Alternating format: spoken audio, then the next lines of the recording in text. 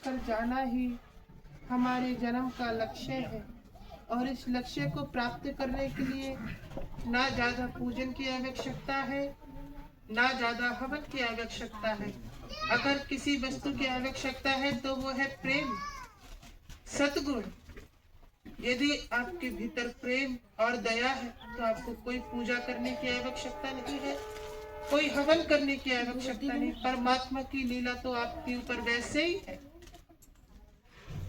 कि ज्यादा माला जप करने से भी परमात्मा प्राप्त नहीं होगा और ज्यादा हवन पूजन कराने से भी परमात्मा प्राप्त नहीं होगा, लेकिन दया होने से परमात्मा का अंश अवश्य प्राप्त होगा, जो आपकी मृत्यु के बाद आपको मुक्ति प्रदान करवाएगा।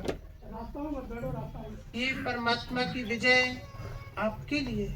तो अपने अंदरी भाव से परमात्मा के इस चरणार्थी को अपने भीतर बैठाइए और विश्वास की ज्योति को अमर कीजिए।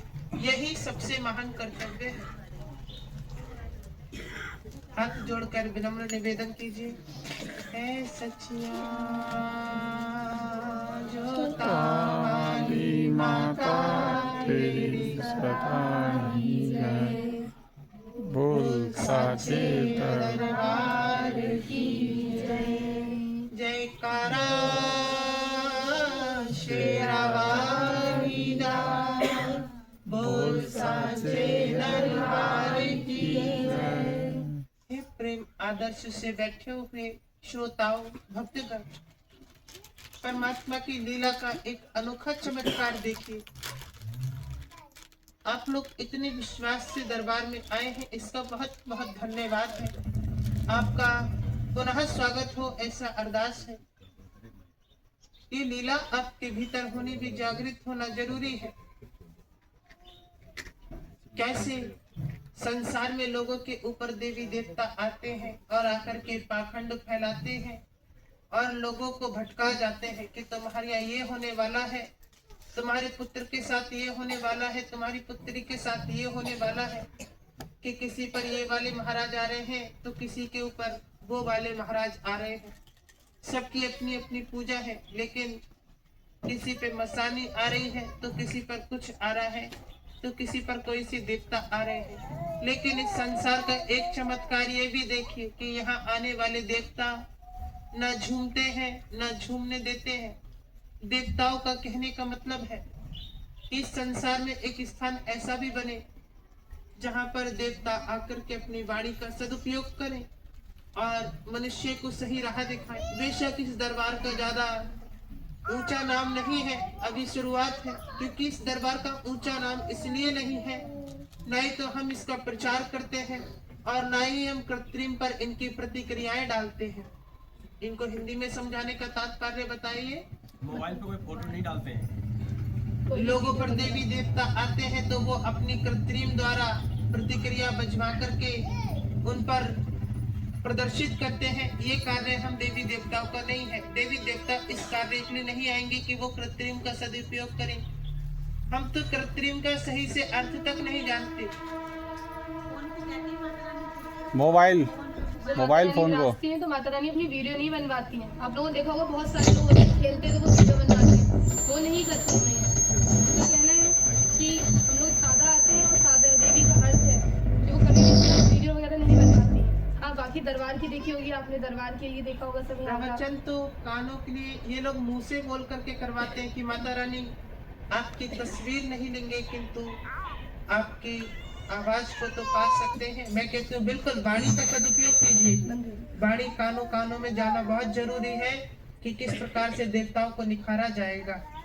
यहाँ पर आने के बाद हमारी पहली प्रतिक्रिया रहती है कि आपको शुद्ध प्रवचन व मंत्रों का आवाहन सिखा सके। किसी पर देवता आते हैं तो कोई कुछ कह करके चला जाता है। लोगों में कमियां ही निकालते रहते हैं। अगर किसी पर देवता आते हैं तुम में ये कमी है, तुम में ये कमी है, लेकिन मेरी देवियां और मेरे दरबार को संभालने वाली देवियां कहती हैं कि हे परम गुणों के भाव नारायण भगवान इस दरबार को संभालो। मैं कोई देवी नहीं, मैं एक दासी समझ लो। मैं कोई जगदम्बा नहीं हूँ, कोई काली नहीं, मैं एक दासी हूँ जो कि एक आत्मा के स्वरूप में इस तन पर विराजमान हुई। इस देही में इस वक्त दो आत्माएं हैं, एक तो इस शरीर की है जो जन्म से इनके साथ है, और दूसरी मैं हूँ जो इनके मस्तिष्क को नियंत्रित कर रही हूँ। मैं आपको छोटा अर्थ भी समझाऊंगी जिससे पहचानने में भूल ना हो कि आखिरकार मनुष्य के ऊपर देवियां आती कैसे हैं। मैं बताती हूँ। किसी आस्था की परम ज्योति जब जागृत होती है तो हम एक देवी को बार बार सोचते हैं, ये देवी। उसका एक भावनकुल अंश जो प्रयोग विधि के है, जिसकी ऊर्जा बहुत तेज है, जो अपनी इच्छा के द्वारा कार्य कर सकती है, उस ऊर्जा का अंश मनुष्य तन के नाभि से प्रवेश करता है और पूरी वस्तुओं के बीच में हाथ, पांव, मस्तिष्क की नसों को जकड़ करके उनको नियंत्रित करके उसकी वाणी से अपनी वाणी को प्रदर्शित करता है। ये इस प्रकार से देवियां आती हैं। लोगों पर आने वाले देवता इस प्रकार से आपको कभी नहीं समझाएंगे, उन्हें पता ही नहीं होगा तो समझाएंगे कहाँ से। मैं तो खुलेआम ललकारती हूँ, बेशक भूत पिशाच आ सकता है लेकिन देवी देवता हर किसी पर नहीं आ सकते, ये मैं प्रमाण के साथ कह सकती हूँ। मैं मंत्रों का शुद्ध वाणी में आवाहन करवाती हूँ, यह हवन मैं करवाती हूँ प्रतिदिन। भागवत चल रही है, हनुमंत कथा चल रही है, कोई पुस्तक नहीं खोल के सुनाती। भागवत कथा भी मैंने बिना पुस्तक खोले सुनाई है। 7 दिन की भागवत कथा मैंने बिना रुके सुनाई है, वो भी पहली बार सुनाई है। अच्छे नहीं सुना पाएंगे। अब 3 दिन की हनुमंत कथा सुनाई है, आज उनका राजभोग लगेगा। आज कथा का समापन है। 11 दिन से यहाँ लगातार हवन चल रहा है और उस हवन की सहयोगिता महान पंडित के रूप में मैं विराजी हूँ। ब्राह्मण की जगह मैं बैठ करके प्रतिदिन यहाँ हवन कराती हूँ। और यदि आपको विश्वास नहीं तो श्रीमद् भागवत कथा की 7 दिन की भभूति भी हमारे पास सबूत के रूप में रखी है। और 2 दिन का हुआ ये हवन, कल नहीं हुआ था, कल विराम था हवन पे। परसों वाले दिन रात्रि में 10 पंचांग से 11 पंचांग से लेकर के 12 पंचांग तक हवन हुआ है हनुमान जी का। उसकी भभूति अभी तक हवन कुंड में पड़ी हुई है, वो भी गोले के साथ, पूरी सबूत के साथ। तो आपके दरबार में दिए जाने वाला दान इसी में प्रयोग होता है। कभी हवन में, कभी किसी पूजन में। प्रतिदिन यहाँ 10 से 8 मालाएं आती है पुष्पों की, जो सहायता देती है सुंदरता बनाने के लिए। फिर यहाँ कुछ चमक धमक भी जरूरी है, जिससे बैठा हुआ मनुष्य ऊब ना जाए। अब यहाँ इतनी तेज धूप हो रही है, इससे बचाने के लिए भी हमें यहाँ पर छप्पर पड़वाना है। छप्पर लोहे का ही सही, लेकिन पड़वाना जरूरी है, जिससे आप लोग तसल्ली से बैठ सकें, शीतलता पा सकें। इसी चक्कर में मैं बैठी हूँ कि थोड़ी बहुत धन की सहायता आप लोग भी करें। कुछ लोगों ने सहायता करी है, ऐसी बात नहीं, 1100 रुपए का दान दिया है, लेकिन वो इसके लिए पर्याप्त नहीं है। कम से कम 70 से 75 हजार रुपए लग जाएगा इसमें, केवल लोहे का, क्योंकि उसको बनाने वाले के भी तो धन जाएगा। 10 हजार वो बनवाई ले जाएगा। फिर लोहे के बेत आएंगे, लोहे की छप्पर खड़क आएंगी, तो उसमें भी वेतन जाएगा। और मैं चाह रही हूँ कि सब कुछ नया ही लगे। ये लोग कह रहे हैं कि माता रानी पुराना भी मिल जाता है। मैं चाहती हूँ पुराना मिलने में कोई वो बात नहीं है, मैं आकर के शुद्धि कर जाऊंगी मंत्रों से। हर बात का उपाय है, हर बात की सोच है, लेकिन आप लोगों की सहायता से ही हो पाएगा। जिस प्रकार से आप दरबार पे विश्वास करते हैं, मैं आपसे मांग नहीं रही, कोई जबरदस्ती नहीं। और कोई भूल हो रही हो तो देवी को क्षमा करना, मेरी वाणी आपको चुभ रही हो तो क्षमा करना। लेकिन मैं आपसे एक अरदास करूंगी कि आप लोग इतने विश्वास से आ रहे हैं। और देखिए, अभी पिछले दरबार में ही एक मनुष्य को जेल से छूट मिली है। 3 साल की सजा, यानी 2.5 साल की सजा उसकी माफ हो गई है और वह बच गया। उसने स्वयं आकर के बताया है। 3 स्त्रियों को दरबार से फायदा हुआ है, जिनने खुल करके नहीं बताया, लेकिन हाँ, मैं उनके मुख को देख करके समझ गई। उनको गर्भ धारण हो गया है और कृपा है, और उनको गर्भ धारण हुए कम से कम अच्छे खासे माह हो गए। दूसरी खबर, एक आने वाले मनुष्य को बहुत रोग पीड़ा थी, जिसकी नाक से रक्त रुक नहीं रहा था, उसकी नाक का रक्त रुक गया है और उसको फायदा है। लोग यहाँ पे आने के बाद मैंने मना कर दिया था पीड़ा बताने के लिए, तो नए लोग आते थे, वो अपनी पीड़ा नहीं बताते थे। और अच्छी बात है, कहीं तुम्हारी कोई गुप्त पीड़ा हो और 4 लोगों में फैलेगी, ये भी तो ठीक नहीं है। गुप्त रहे, हम सच्ची देवी होंगे तो आपकी मन की भी पुकार सुन लेंगे। लोग कहते हैं, मैंने अभी कुछ दिन पहले ही सुनी कि अरे इनके ऊपर ऐसे कैसे देवी आ सकती हैं, वो उल्टी सीधी बातें करती हैं कि टांग पे टांग रख के फाड़ दी जाएंगी या ये कर दिया जाएगा। क्या देवी रणभूमि में कूद करके सर्वनाश नहीं किया? पूरी तरीके से उसने सर्वनाश किया है शत्रुओं का। और जब तुम इस दरबार के शत्रु बनोगे तो तुम्हारी टांग पे टांग रख के फाड़ने में हमारा क्या जा रहा है? मैं तो अभी भी बोल रही हूँ, दिखाओ हिम्मत है तो मुंह रोक करके मेरा। लेकिन मैं प्रेम से समझाती हूँ कि जब मैं आपसे कुछ ले नहीं रही हूँ तो आपको अगर फायदा ना हो तो आपको कोई अधिकार नहीं है दरबार के लिए कुछ भी कहने का। तो मैं आपसे अरदास करूंगी कि जब आपके घर में किसी का विवाह होता है तो आप 20-20, 30-30 हजार रुपए खर्च कर देते हो, तो ये दरबार भी तो आपका परिवार है, ये दरबार भी तो आप सभी के लिए एक समान है। इस दरबार के लिए भी कुछ वेतन दान कीजिए, जिससे कि मैं इस दरबार के कुछ सहयोगिता मैं भी करूंगी। मेरे पास जो भी धन एकत्रित रखा है 15 से 16 हजार रुपए आप लोगों के द्वारा दिया गया 3-4 दरबार का, उसको लगा करके मैं इस दरबार में छप्पर पड़वा सकूं। 75 हजार रुपए तो इकट्ठा करते करते 6-7 माह बीत जाएंगे, क्योंकि एक दरबार में मनुष्य तो बहुत आते हैं, लेकिन कोई 10 चढ़ाता है, कोई 50 चढ़ाता है, क्योंकि किसी पर कोई जोर दबाव नहीं डालते हम लोग। ये दरबार निःशुल्क है और निःशुल्क था, निःशुल्क रहेगा। कोई 3 पुरुष जनों से कहा भी था कि आप 25-25 हजार की सहायता कर दीजिए, तो उन्होंने आज तक मुंह बैठाल करके नहीं देखा, जबकि उन्होंने 1-1 लाख से ऊपर के अपने खानदान वासियों को दावत तक की है। इतना भारी पैगाम लहराया है। 25 हजार कुछ नहीं, लेकिन फिर बाद में कहा गया हमसे कि हम आर्थिक तंगी से परेशान हैं, हम 25 हजार रुपए आय नहीं दे पाएंगे। तो मैं भी समझ गई कि मनुष्य फायदा होने के बाद मुकर जाता है, फायदा होने से पहले। और जबकि कई दरबारों में तो तय करवा दिया जाता है कि फायदा होने पर तुम माँ को क्या दोगे, पायले देना, लेकिन मैं तो ऐसा कुछ तय भी नहीं कराती हूँ। अब जैसे कि उस व्यक्ति को 2.5 साल की सजा माफ हुई, कुछ नहीं मांगा हमने, कुछ नहीं, केवल मुस्कुरा करके विदा कर दिया। ऐसे हम किसी से मांगते नहीं है, दरबार निःशुल्क है।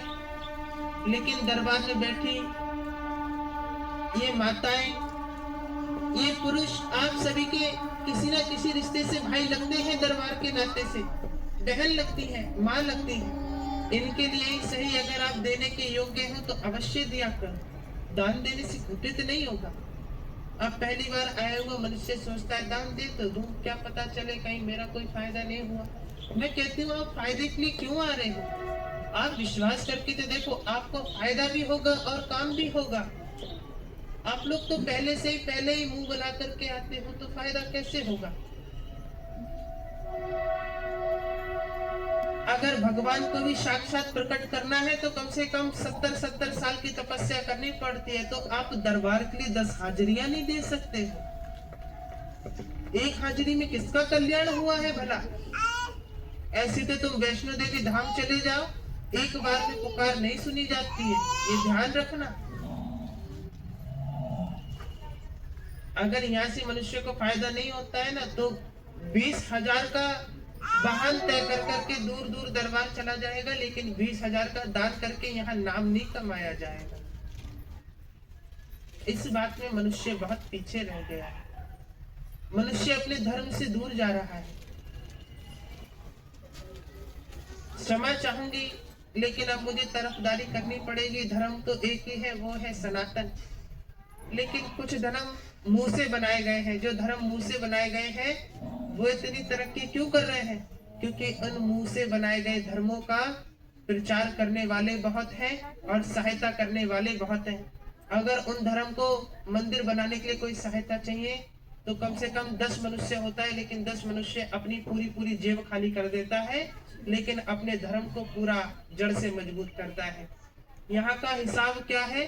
अगर यहाँ फायदा नहीं मिला तो ये तो नहीं कहेंगे कि वहां शक्ति है। हमारे कर्म क्या है, अपने कर्मों को नहीं देखेंगे। अरे हाँ ढोंग है, हमें कोई फायदा नहीं मिला। अरे भाई अपने कर्मों को भी तो देखो, 50-50 साल के हो गए हो, इन 50-50 साल में आपने क्या क्या गलत किया है, इन्हें भी तो निहारो, अपने गिरबान में भी तो झांको। हमें दोष क्यों दे देते हो पहले से पहले ही? आप अपने कर्मों को भी तो देखिए। अरे उनके दरबार में जा रहे हैं, 6-7 महीने से जा रहे हैं, कोई फायदा नहीं हो रहा है। क्या पता 6-7 महीने आने से कोई फायदा भी नहीं हो रहा है, लेकिन नुकसान भी तो कोई नहीं हो रहा है।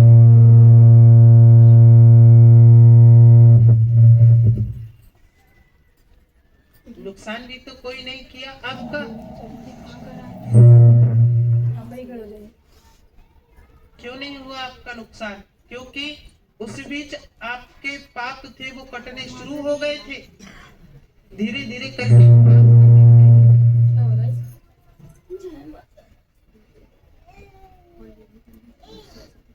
धीरे धीरे करके आपके पाप कटेंगे, धीरे धीरे करके आपका कल्याण होगा। एकदम से तो रखा रखाया खजाना कहीं नहीं मिल जाएगा। अगर आपको सोने की खदान में ढूंढनी है तो कुछ दिन तक तो खोजना पड़ेगा। इसी प्रकार से दरबार है, अगर आपको फायदा चाहिए तो कुछ दिन तो लगातार इस दरबार की गहराई में जाना पड़ेगा। रखा रखाया सोना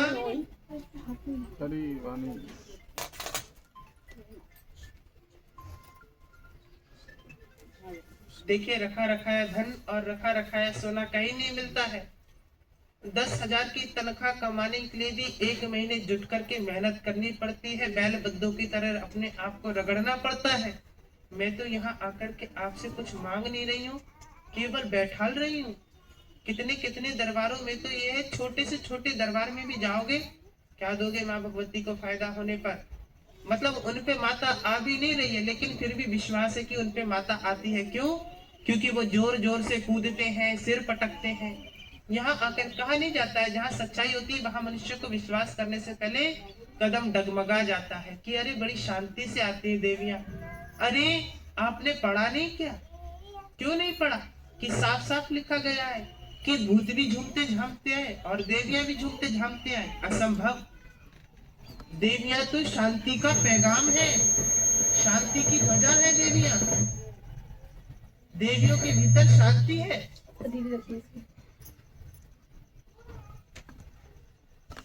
अब देवियों की शांति को जानना पड़ेगा। ये क्या हो रहा है? इसको बंद रखिए अंकल, मत खोलिए उसे। मेरी बाड़ी वैसे भी पहुंच जाएगी, कृत्रिम नहीं होगा तो भी। तो इसी प्रक्रिया में आप लोगों को ये समझना चाहिए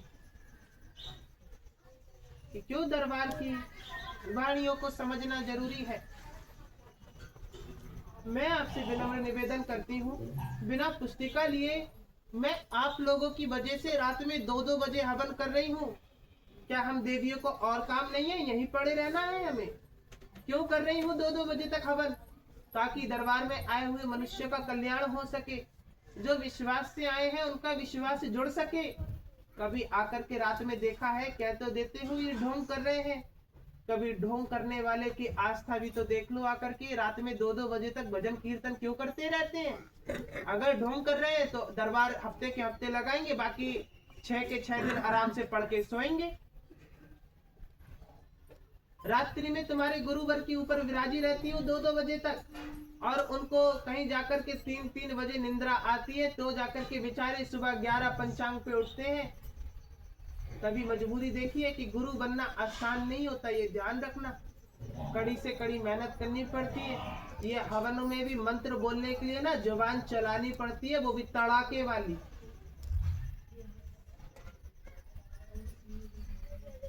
आप लोगों को लगता है ढोंग कर रहे हैं। अब इतने मनुष्य ने 1100 रुपए दिए, वो एक तीर्थ रखे हैं। अब हमने जागरण कहा था, हमने जागरण से और अच्छा कर दिया। रात्रि में हमने कथा करी, क्यों नहीं आए आप लोग सुनने के लिए? मंच भी लगा है, 7 दिन की भागवत कथा, 3 दिन की हनुमंत कथा। कि उन्होंने जागरण के नाम पे 1100 रुपए ले लिए, किया कुछ नहीं, क्यों नहीं किया? अरे कितने तो गवाह बैठे होंगे इसी के बीच में कि माता रानी कथा कर रही थी, हमने खुद देखा है, आकर के सुना है। और कम से कम 10,000 रुपए इतने से काम में खर्चा हो गया है। 10,000 रुपए रोज पुष्पों की माला आना, सामग्री गठित करना, कार्य करना, फिर इसके मंच की प्रतिदिन सेवा निधि में, फिर श्रीमद् भागवत की पुस्तकें लाना, अनंत प्रकार के कार्य हैं। देवियां भी भागवत कर रही हैं तो हम अपनी कमाई नहीं कर रहे हैं। हमने अपना कोई खर्चा नहीं लिया कि हम तुम्हारी कथा करने का इतना लेंगे। हम कह रहे हैं हम तुम्हारी कथा करने का 1 भी रुपया नहीं लेंगे, लेकिन जो जरूरत की सामग्री है वो पूरी कर दो। जो जरूरत की सामग्री है वो पूरी कर दो, और कुछ नहीं। यहाँ आकर के पीछे बैठी हुई औरतें क्या बातें करती हैं? ए जीजी तुम कब से आ रही हो? हम 6 महीना से आ रहे हैं, तुम्हें क्या फायदा है? हमें कोई फायदा ना हो। बोले अच्छा तो आ क्यों रही हो? हम तो मैया के मारे आते हैं, मैया इतनी अच्छी अच्छी बातें सुनाती है। वो स्त्री मेरे हृदय को भागे, और उसका 3 बीघे का खेत था, मैंने बिकवा डाला, वो बड़ी खुश हो गई। अब 1400 रुपए दान भी करके गई थी कुछ समय पहले। 1400 जो नहीं 1500 थे, लेकिन हाँ दान करके गई थी। मैंने कहा है कि मैं आपका फायदा जरूर करवाऊंगी, लेकिन पहले आपको मेरी वाणी को अपने भीतर सजल तरीके से बैठाना होगा। इतनी शुद्ध हिंदी तो किसी के ऊपर आने वाली देवियां बोलेंगी भी नहीं, लेकिन मैं आपको शुद्ध हिंदी का प्रचार करवाती हूँ ताकि आप में कोई खेद ना हो सके, कहीं विश्वास टूट ना जाए। जाओ आजमा लेना किसी के ऊपर आने वाले देवताओं को, क्षण भर के लिए आएंगे, और अगर तुम्हारे घर में किसी के ऊपर देवता आ रहे हैं तो वो तुम्हारी लाज गवा करके जाएंगे कि तू जमीन का लालची है, तू इसका लालची है, फलाना जे हो रहा है तेरे साथ, फलाने जे हो जाएगा तेरे साथ। किसी के जेठ के ऊपर देवता आवे तो वो अपने भ्राता के लिए क्या कहें? सुनो, तुम्हें अपनी ये जमीन अपने बड़े भ्राता के नाम करनी पड़ेगी तो तुम्हारा काम होगा।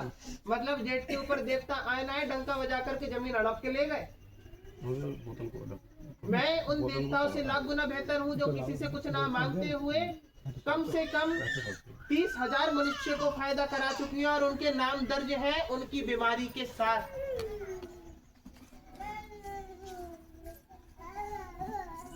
वो हृदय रोग की कौन सी बीमारी होती है जिसमें मनुष्य मर जाता है? Heart attack. 6 मनुष्य को बचा चुकी हूँ इस प्रतिक्रिया से, 2 आ चुके हैं, तीसरा अभी तक नहीं आया है किसी को। और एक गंभीर बीमारी और होती है जिसे लगने के बाद मनुष्य 6 महीने से ज्यादा नहीं जी पाता है। क्या है? कैंसर। कम से कम 3 मनुष्य ऐसे आ चुके हैं और उनको पूरा फायदा है, जबकि डॉक्टर ने कहा था इन्हें अंडा खवाओ तो ठीक होंगे। मैंने कहा अंडा मत खिला देना, जाओ जीरे का जल पिलाना, क्योंकि वह भी शरीर में गर्माहट उत्पन्न करेगा और तुम्हारे स्वयं ठीक हो जाएंगे। देखा था काली थान पे दरबार लगता था, नली डाल करके मुंह पे अंगोछा बांध करके आया भी था, 2 बार आया था। फिलहाल उसकी मृत्यु तो हो गई, लेकिन हाँ उसने उसको हराया और 3 माह ज्यादा जी करके गया। जिसको कह दिया था ये 15 दिन का नहीं है, वो 3 माह से ज्यादा जी करके गया, क्योंकि उनके बीच में मैंने कहा है कि मैं आपको फायदा पूरा करवाऊंगी, बस विश्वास तो कीजिए। और अभी कुछ जिंदा भी एक महिला और आती थी जिसके दिल्ली में है। दिल्ली में है महाराज को, मतलब वो आ गए, अब आ गए हैं दिल्ली। हाँ दिल्ली से रेफर कर दिया बरेली, हम बरेली अपने घर पे ही हैं इस टाइम। आप ठीक हो गए? आप ठीक है इस टाइम। देखिए गवाह खड़े हैं, और उनको भी वही बीमारी थी ना, क्या कहते हैं, कैंसर वाली। हाँ यहाँ से बैठे बैठे सेनापति को भेजा था मैंने कि जाओ सेनापति उनके हृदय की पंचिका को जाकर के जो नसी है उसको खोलो, जिससे इनका रक्तचाप चलता रहे, और जो इनके इस प्रतिक्रिया में कीड़े हो जाते हैं जो छेद कर देते हैं गुर्दों में, इस कारण ये बीमारी होती है। तब से उन्होंने फ़ोन भी नहीं किया माता रानी, जब से वो यहाँ बरेली आए तब से फ़ोन भी नहीं करा है कि ठीक है या नहीं ठीक है। देखो मैंने कहा है ना कि इंसान को इतना सा फायदा होने के बाद वो ऐसे करके दरबार से पल्ला झाड़ देता है। अब हमारा काम बन गया, अब मना कर दिया था कि ये नहीं बचाइए। बाकी उनकी बेटी कितना रो रही थी यहाँ। हाँ कितना रो रही थी, और अगली बार खुशखबरी लेकर के आई, जल भी पढ़ के हमने दिया, जबकि मैं जल पढ़ती नहीं हूँ। मैं इन बातों पे विश्वास नहीं करती देवी होकर के फूका फाकी पर। मैं तो कहती हूँ परमात्मा से प्रार्थना करो, इसी में कल्याण है। जो जल फूका फाकी से कुछ नहीं होगा। लेकिन दरबार का नियम है कि मनुष्य को संतुष्टि देने के लिए यहाँ से कुछ ना कुछ देना पड़ता है। इस बात को तो आप भी मानते हो। जी। आपसे कुछ छुपा नहीं रही हूँ कि आपको संतुष्टि देने के लिए जल भभूति वगैरह इसलिए देनी पड़ती है ताकि आपका विश्वास बना रहे, वरना असली कृपा तो केवल हमारी वाणी की है। एक महिला की 4 लड़कियां थी, वो कितनी रो रही थी। एक तो आई विद्यालय में दरबार लगा था, वो चरण पकड़ पकड़ के रोई, माता रानी मुझे संतान प्राप्त करा दो वरना मेरी नाक कट जाएगी, मुझे पुत्र प्राप्त होना चाहिए। देवियों ने कहा तुझे पुत्री होगी। बोली माता रानी कम से कम एक पुत्र दे दो। काफी समय तक रोई बैठ करके, तो देवी ने कहा चलो हम प्रयास करते हैं, तुम्हें पुत्र प्राप्त होगा। और उसको पुत्र पैदा हुआ, दोबारी आई तक नहीं दरबार में कि मेरे पुत्र हुआ है। बताया भी नहीं माता रानी यहाँ पर आके। और जबकि 3 दरबार आई थी मेरे ख्याल से, 3 4 4 दरबार आई थी। क्या उसका फर्ज नहीं बनता है दरबार से प्रतिक्रिया जगाने की? बताइए आप लोग।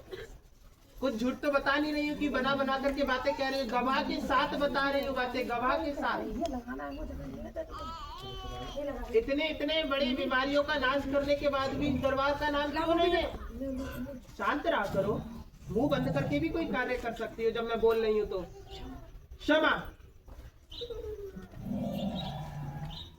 क्यों आपसे क्यों कहती हूँ मैं ये सारी बातें? कि आपको पता है प्रमाण के साथ यह देवियां विराज रही हैं। 3 लाख मंत्र लिखित करा चुकी हैं और सुना चुकी हैं। 3 लाख मंत्र अच्छे अच्छे ब्राह्मण को याद नहीं होगा। मैं किसी ब्राह्मण की निंदा नहीं कर रही, लेकिन हाँ मैं यहाँ पे ब्राह्मण के रूप में हवन करवाती हूँ, मंत्र सुनाती हूँ, पुनः स्तुति करवाती हूँ, आरती करवाती हूँ।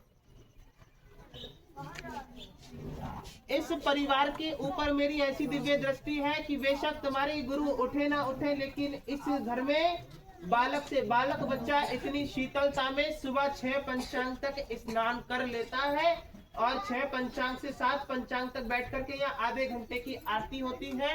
दुर्गा स्तोत्र होता है, भगवती स्तोत्र होता है, और यहाँ पर अम्बा जी की आरती होती है और हनुमान जी की आरती होती है। इस बीच अपने त्रिकोण साफा बांध करके बैठा जाता है और आरती की जाती है सुबह शाम। अगर विश्वास ना हो तो किसी भी समय आकर के देख सकते हो आप लोग। आरती होती है कि नहीं होती है, बाकायदा ढोलक मजीरा के साथ होती है, सुनी आरती भी नहीं होती है। ये कैसे संभव है? इतनी शीतलता में तो पुजारी से पुजारी के बालक भी 10-10 पंचांग पर सो करके उठते हैं। ये मेरे बदौलत, मेरे ज्ञान के बदौलत उठती है यहाँ की संतान। और पूरे दिन चलती है। विद्यालय जाते हैं, विद्यालय के बाद दूसरी शिक्षा पद्धति में जाते हैं जो 1 घंटा पढ़ाई जाती है। फिर वहां से आने के बाद संध्या काल तक यहाँ आते हैं। बेचारों को आराम करने का समय नहीं मिलता है। और फिर 7 पंचांग पे आरती का समय हो जाता है, 7 से 8 बज जाता है। धीरे धीरे करके आरती करते करते फिर उठ करके देवियों की कथा शुरू हो जाती है। देवियां 12 बजे तक कथा करती हैं, बेचारे ऐसे ही बैठे रहते हैं। और रात्रि में बेचारे जाकर के 1 पंचांग पे सोते हैं और सुबह 5 पंचांग पे उठ जाते हैं। ये लीला और कृपा नहीं तो क्या है? क्या इतनी छोटी संतानों को थकान नहीं होती होगी? जरूर होती होगी, लेकिन मेरे सम्मान के खातिर ये अपनी थकान को नहीं देखते हैं कि देवियां रूठ जाएंगी। इसलिए मुझे विश्वास दिखाने के लिए अपना समय पर उठते हैं। तो एक बार इन सभी के लिए जोरदार तालियों का सम्मान देते हैं कि इनके परिवार में ये विश्वास एक देवी के द्वारा जागृत हुआ है। जाओ, जिनके ऊपर देवी देवता आते हो उनके 5 पंचांग पर जाकर के खटका मार देना। निंद्रा पड़ी होती है, बिस्तर पे पड़े होते हैं, उल्टे सो रहे होते हैं, लेकिन यहाँ आकर के तुम 5 पंचांग क्या 4 पंचांग पे खटका मारना तो तुम्हें झाड़ू लगते हुए नजर आए। बढ़नी लग रही होगी दरबार में, और दरबार में ना सही तो आंगन में लग रही होगी, क्योंकि दरबार का प्रकाश यंत्र 5 पंचांग के बाद खोला जाता है नियम के मुताबिक। ये सब लीला है। अरे भाई, ढोंग रचाने कोई किसी क्या नहीं जाता है, और ढोंग इतनी आसानी से रचा भी नहीं मिलता है, वो भी 100 मनुष्य के सामने। ये ध्यान रखना। किसी पर देवी आती है तो वो अपना ध्यान तक नहीं रखती क्या हो रहा है। यहाँ पर आने वाली देवी का सबसे बड़ा सम्मान आचमन है। ये सर से नीचे नहीं गिरने देती है देवियां। बेशक पहली बार आए मनुष्य को ये बात शोभा नहीं दे रही होगी कि क्या कहे जा रही है, लेकिन जो शुरू से बात सुनते आ रहे हैं उनको पूरी पल्ले पड़ रही होंगी कि मैं क्या कहना चाहती हूँ। आज तक कभी ये आचमन जब तक मैं विराजमान रही हूँ तब से नीचे नहीं गिरता है ये। और जिस मनुष्य ने 11 माह तक 11 महीने तक लगातार हाजिरी दी है, 12वें महीने में उसको अनंत खुशखबरी प्राप्त हुई है।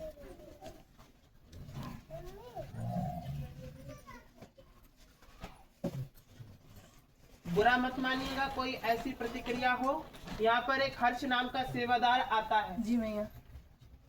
बहुत समय से आ रहा था और उसने हमसे कहा था कि उसके दादाजी उसे बहुत परेशान करते हैं। आज आया नहीं है, है आज आया नहीं। तो उसने कहा था माता रानी हमें और हमारी माँ को मारने के लिए षड्यंत्र रचाया जा रहा है और हमारी जमीन छीनना चाहते हैं। तो आपके गुरुजी ने हंसी हंसी में कह दिया जा तेरे दादा 15 दिन के भीतर मर जाएंगे। सो तीसरे दिन ही खबर आ गई। 3 दिन नहीं लगे भैया। 10वां आज उनका 10वां बता रही है। जी तो आज तीसरा दिन है। और ऐसे ही जब तुम्हारे गुरुजी का पहला दरबार लगा था तो फौजी के निरीक्षण में लगा था, फौजी लोगों के लिए। तो वहाँ तो बहुत अच्छे से 3-4 दरबार लगा। उसके बाद उनके दूसरे मंदिर पर लगा, पहलवान बाबा नाम के मंदिर पर। वहाँ पर एक फौजी ने दरबार लगवाया और दरबार लगवाने के बाद बड़े बड़े अधिकारियों से कह दिया कि ये लोग तो पैसा छापने आए थे, 60,000 रुपए कमा करके ले गए। सो दरबार में आए नहीं थे, 1900 रुपए आए थे उस दरबार में। और उन्हें कह दिया 60,000 रुपए। गुरु जी ने कहा सत्यानाश मर जाए ना तो। सो वो भी 1 हफ्ता के भीतर खबर आई, वो चले गए। तो नौकरी पूरी होने से पहले ही परमात्मा को सिधार गए। इतनी बड़ी तस्वीर लगी है मंदिर में, स्वर्गीय पता नहीं क्या नाम है उस फौजी का। अब ये शक्ति नहीं तो क्या है, ऐसी महामाया है इनकी। सो मैं तो विनती करती हूँ कहीं काऊ को हंसी हंसी में कह ना दे वो दैयर को मर जाए, पता चले बाकी खबर आ जाए धीरे से।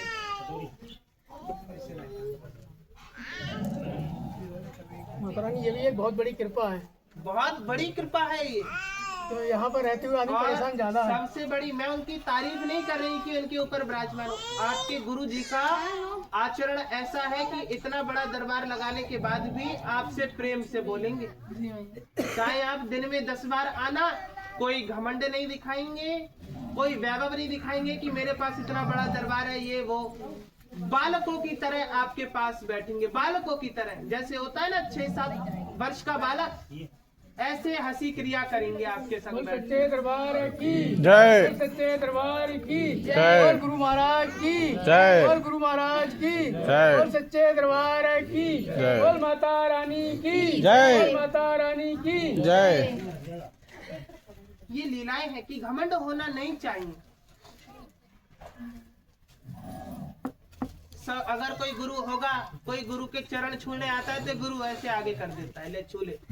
जे इनके पास कोई चरण छूने आएगा तो इनके मुंह से शब्द क्या निकलते हैं? अरे मैं आपसे छोटा हूँ, यही कहते हैं भैया। अरे मैं आपसे छोटा हूँ। अरे गुरु तो गुरु है, छोटे बड़े का अंतर नहीं। लेकिन हाँ, मुझे ये बात बड़ी भाती है कि मैं बड़ी सौभाग्यशाली हूँ, उस पुरुष के ऊपर आ रही हूँ जिसके अपने ऊपर कोई घमंड नहीं है, जिसको देवी आने का कोई घमंड नहीं है। मैं ऐसे पुरुष के ऊपर आ रही हूँ और मैं इनको अपना बारंबार धन्यवाद देती हूँ कि मुझे बड़ी प्रसन्नता होती है कि मेरे आचरण की भयता को दूर करके ये अपने भीतर इतना सद्गुण रखते हैं। यही परमात्मा की बहुत बड़ी कृपा है। यही बात मैं आपसे कहना चाहती हूँ कि दरबार छोटा बड़ा नहीं होता, दरबार में विश्वास की भांति देखी जाती है। आप ही लोग अगर डट कर के दरबार का प्रचार कर दो तो उन मूर्ख मनुष्य को भी यहाँ से ज्ञान प्राप्त हो जाएगा जो आड़े तेड़े देवी देवताओं में घुसे बैठे हैं। कोई किसी को पूजता है तो कोई किसी को पूजता है। मैं कहती हूँ देवता एक ही है, वो है नारायण। कौन है? नारायण। आप अपने मंदिर में गणेश भगवान और माता लक्ष्मी, नारायण और गरुड़ और हनुमान जी की, केवल ये 5 देवता अपने यहाँ बैठा लो। बाकी मंदिर में ज्यादा पिटारा मत मारो कि आली माता, काली माता, ये वाली माता, वो वाली माता, पूर्णागिरी वाली माता, वैष्णो देवी वाली माता, कृष्ण भगवान की, सीताराम भगवान की। अरे ये सभी उनके अवतार हैं। नारायण लक्ष्मी जी की ठोस मूर्ति रखो, कभी भी खुक्कल मूर्ति मत रखना, आपका विनाश हो जाएगा। खुक्कल मूर्ति कभी मत रखना। ठोस मूर्ति पीतल की लक्ष्मी नारायण की, ठोस मूर्ति गणेश भगवान की, ठोस मूर्ति हनुमान जी की और ठोस मूर्ति गरुड़ घंटी की। ये पंच देवता अगर आपके यहाँ है तो आपको और कोई मूर्ति रखने की आवश्यकता नहीं है। प्रतिदिन उनका दीपक ऊपक करिए और उनको धूप दीप बाती दीजिए, इन्हीं से आपकी कृपा हो जाएगी।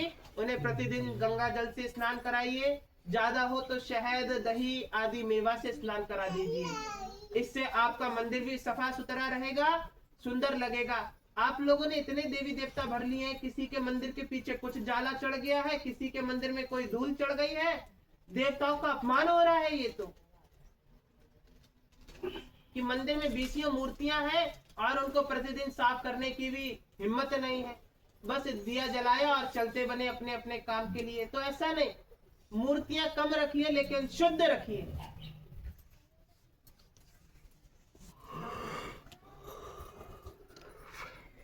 अब दरबार में इतना इतना आता है, इतने लोगों को फायदा होता है, इतना मनुष्य आता है, तो हम किसी का क्या मुंह से गुणगान करते हैं कभी? अच्छे अच्छे दरबारों में जाओगे तो कहते हैं वो कृत्रिम पे पहले बना लेंगे, ये बच्चा आया है, इस बच्चे को ये फायदा हुआ है, ये बच्चा आया है, इस बच्चे को ये फायदा हुआ है। हमने तो आज तक कभी ऐसा कहा ही नहीं। अगर हम अपनी बावड़ाई करने बैठे तो यहाँ तो बैठाने की जगह ही नहीं बचेगी। लेकिन मैं अपने दरबार की बावड़ाई नहीं करती। अगर विश्वास करना है तो करो, वरना तो कोई बात नहीं। भीड़ लगा के भी मैं क्या करूंगी जब मनुष्य विश्वास करने लायक ना हो। इसलिए 5 मनुष्य आए लेकिन विश्वास वाले आए। दरबार का प्रचार आप कर सकते हैं। कहीं अगर 4 मनुष्य में खड़े हो तो पुरुषों से कहो हमारे संग बाहर चलो, एक बार नजारा देख करके आओ। आप खुद स्वयं प्रचार कीजिए। यहाँ का पुरुष प्रचार करे, यहाँ की स्त्री प्रचार करे, तो सबसे बड़ी बात तो यही है। यहाँ पे स्त्री आने के बाद दूसरी बार में क्या कहती है? हम नहीं जाएंगे वहां, हमें कोई फायदा नहीं मिल रहा है। तो हमें भी ऐसा कोई दरबार बता दो जहाँ पहली बार में जाने से ही फायदा मिल जाता हो। बेशक मिल जाएगा, लेकिन प्रवचन वाणी पर सबसे बड़ी जो कृपा है वो फायदे पर नहीं हो सकती है। ध्यान रखना, वाणी की ऊर्जा ही मनुष्य को ठीक कर सकती है या उसको औषधि ठीक करती है। औषधि मतलब दवाइयां। तो ये समझ जाना कि वैदिकरण कराना भी जरूरी है, वैद का भी सहायता लेना जरूरी है। वैद किसको कहते हैं? डॉक्टर। मैं तो अंग्रेजी बोलती नहीं हूँ, तो आप ही लोग बोलोगे। डॉक्टर को कहते हैं। कुछ भी बोलते हो, मैं नहीं जानती। लेकिन देखो, राम जी ने भी वैद की सहायता ली थी संजीवनी बूटी मंगाने के लिए। हनुमान जी से मंगाई थी, लेकिन पूछी किससे थी? वैद से पूछी थी। तो रामायण ही हमें यह सिखाती है कि जो लोग कहते हैं कि चमत्कारी सब कुछ कर देगा, नहीं, ये आप गलत जगह जा रहे हैं। फिर चमत्कार सब कुछ नहीं कर सकता। अगर चमत्कार सब कुछ कर देता तो ऋषि मुनि कभी भी वैदिकरण आयुर्वेदा का निर्माण करते ही नहीं। तो वो यही कहते हैं 2 मंत्र फूको इनका इलाज हो जाएगा, 2 मंत्र फूक दो इनका इलाज हो जाएगा। ये गलत है, ये ढोंग और पाखंड है। आपको वैद्य लोगों की सहायता लेनी पड़ेगी और दरबार पर विश्वास करना पड़ेगा। ये ज्ञान जो मैं आपको दे रही हूँ, अच्छे से अच्छा संत नहीं देगा। वो तो यही कहेगा मेरे चरणों में लेटे रहो और मेरे चरण धो धो करके पियो, तुम्हारा इसी से कल्याण हो जाएगा। इतने संत गुरु दीक्षा देते हैं, लेकिन मैं किसी को गुरु दीक्षा नहीं देती हूँ। इसका कारण पता है आप लोगों को? मैं गुरु दीक्षा इसलिए नहीं देती हूँ कि भगवती कब से गुरु दीक्षा देने लगी। उसका तो नाता आपके जन्म होने से पहले से है और जन्म के बाद भी है। तो आपको गुरु दीक्षा दे करके क्या करना? लेकिन हमने 5 मनुष्य को दीक्षा दे रखी है जो पारिवारिक है। उन्हें दीक्षा इसलिए दी है ताकि उनकी आत्मा सदा प्रसन्न रहे और उनकी होने वाली हानि कंकड़ के समान होकर के उनसे टकरा करके चली जाए, इसलिए। और किसी को हमने गुरु दीक्षा नहीं दी है। और आज आपको एक सजल नेत्र बताती हूँ, प्रतिक्रिया बताती हूँ। दरबार में आने वाले सभी मनुष्य खास करके सुन ले। आने वाले इतवार के दरबार में जो बैठक का आयोजन होगा, सुबह 11 पंचांग से लेकर के शुरू होगा प्रभु इच्छा तक। और इस बैठक में हर मनुष्य से 2-2 वार्ता देवियां जरूर करेंगी, थोड़ी थोड़ी बात करेंगी। लेकिन मैं आपको सीख देती हूँ, मूर्ख मत बनना, कान खोल करके सुनना। जब देवी आपसे बात करे, मैं नहीं होंगी, दूसरी देवी होंगी। नाम नहीं बताऊंगी, नाम वो स्वयं प्रचारित कर देंगी। आते ही वो देवी विराजमान होंगी और वह आपसे 2-2 बात करेंगी, वही आपका कल्याण बहुत जल्दी करवाएंगी। लेकिन जब आप उनके निकट जाएं तो आपको अपनी समस्या नहीं बतानी है, आपको उनसे ये कहना है कि माता रानी आपकी कृपा से हमारा सब कुछ ठीक है, बस आपकी दया दृष्टि और हम पर बन जाए तो हमारे काम और अच्छे हो जाएंगे। हमें बहुत अच्छा लगता है यहाँ आकर के और हमें बहुत प्रसन्नता प्राप्त होती है। आपको ये बात अपने मुंह से जोर से कहनी है हर मनुष्य को, और ज्यादा जोर से भी मत कहना कि बगल वाला घबरा जाए। सहजता से, प्रसन्नता से ये वाणी कहनी है जो आपके भीतर की ऊर्जा को जागृत कर देगी। और वही देवी आपको फिर अपने वचन से कुछ नहीं कहेगी, जो 1-2 शब्द कहेगी वही सुन करके चले जाना है। ज्यादा देर तक उसके मुंह के आगे खड़े नहीं रहना। कुछ देर आपसे बात करेगी, कुछ क्षण, 1 या 2 क्षण। तो जिसको अपनी अरदास लानी है वह क्या कर सकता है, इस बीच अपनी मनोकामना चढ़ाने के लिए उनको अंगोछा दान कर सकता है। क्या दान कर सकता है? अंगोछे का जो रंग है वह या तो नारंगी होना चाहिए या पीला होना चाहिए। पुरुष अंगोछा दान करेंगे, स्त्रियां चुनरी दान करेंगी। सुन लिया जी मैं। पुरुष क्या दान करेंगे और स्त्रियां? ये देवी के स्वागत के लिए भी है और आपकी मनोकामना के लिए भी है। ये अवसर पूरे 7 माह के बाद दोबारा लौट करके आया है। आज से पूरे 7 माह पहले काली थान मंदिर पर चुनरियां चढ़वाई गई। पूरे 7 माह पहले, 7 माह के बाद दोबारा चुनरी का आयोजन करवाया है। और किसी से कोई जोर जबरदस्ती नहीं है, केवल ये चुनरियां इसलिए चढ़वा रहे हैं। मूर्तियों को तो सब सजाते हैं, एक साक्षात विराजी देवी को भी सजाने का सौभाग्य प्राप्त आप सबको होना चाहिए। माता की कृपा है जो इतना सौभाग्य दे रही है। ये सौभाग्य मैं आपको प्रदान कर रही हूँ। और चुनरी कोई ज्यादा महंगी नहीं आती है। ज्यादा से ज्यादा अच्छी चुनरी आपको 200-250 की मिल जाएगी। और ये हर रोज भी नहीं चढ़ाई जाएगी। अब ना जाने आयोजन 7 माह के बाद बैठे कि 9 माह के बाद बैठे, जल्दी भी पड़ सकता है, 5 माह के बाद भी पड़ सकता है, लेकिन इस बार तो 7 माह के बाद पड़ा है। तो सभी लोग अपनी अपने इस सौभाग्य को अपने उन सभी आने वाले भक्तों को सूचित कर दो जो आज नहीं आ पाए हैं, ताकि वो भी माता रानी के लिए चुनरी लेकर के उनका आशीर्वाद प्राप्त करने जरूर आ सके। वो भी उस सौभाग्य को अपने कुछ क्षण के पल बिता सके, उन देवियों के साथ कुछ देर बैठ सके। और ऐसी बात नहीं है आपको खड़े खड़े चर्चा करवाई जाएगी। आपको पहली बार मंच पे चढ़ने का सौभाग्य प्राप्त होगा। ये बड़ी वाली गद्दी के पास जाने का आपको सौभाग्य प्राप्त होगा। जिस गद्दी को आज तक छूने नहीं दिया गया, इस गद्दी के पास बैठी देवी के सानिध्य में आपको सर झुकाने का अवसर प्राप्त होगा। ये हमारे लिए भी एक अनोखा पल होगा और आपके लिए भी एक अनोखा पल होगा। इस पल को ना गवाएं, वह सभी मनुष्य आए। और मैं तो कहती हूँ अपने दान का धन बचा करके कौन कौन किस किस गांव से आता है जरा बताओ तो।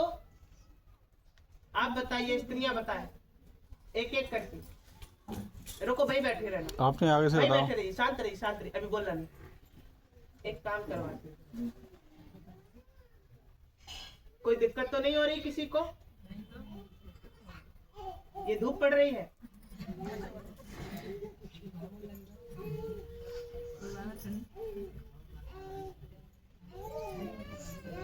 आप लोगों के लिए हवा चलवा दें? पानी गिरवा दो। पानी गिरवा दे तो समझ जाएंगे। चलो अच्छी बात है, मेरी वाणी के कारण आप लोगों के मुख पर मुस्कान तो आए। बस मैं यही चाहती हूँ कि आपके मुख पर मुस्कान बनी रहे। कितना भी बुरा समय क्यों ना हो, इस मुस्कान को कभी मत सोना। मेरे लिए ही हंसना, लेकिन हंसना जरूर। जरूर। खाली बैठे हो तो ज्यादा तेज हंसना। बस ये ध्यान रखना कोई देख ना रहा हो। पागल तो समझेगा ही समझेगा, जय कहेगा लग रही दरबार में जा रही, जब को भूत लग जाए। नाक मत कटवा देना। बड़ी मेहनत से प्रवचन दे दे करके ये नाक कमाई है आप लोगों की, एक ही बार में गवा मत देना। अच्छा, आप लोगों के साथ मुझे अच्छा लगता है। क्या आप लोगों के साथ मेरे पास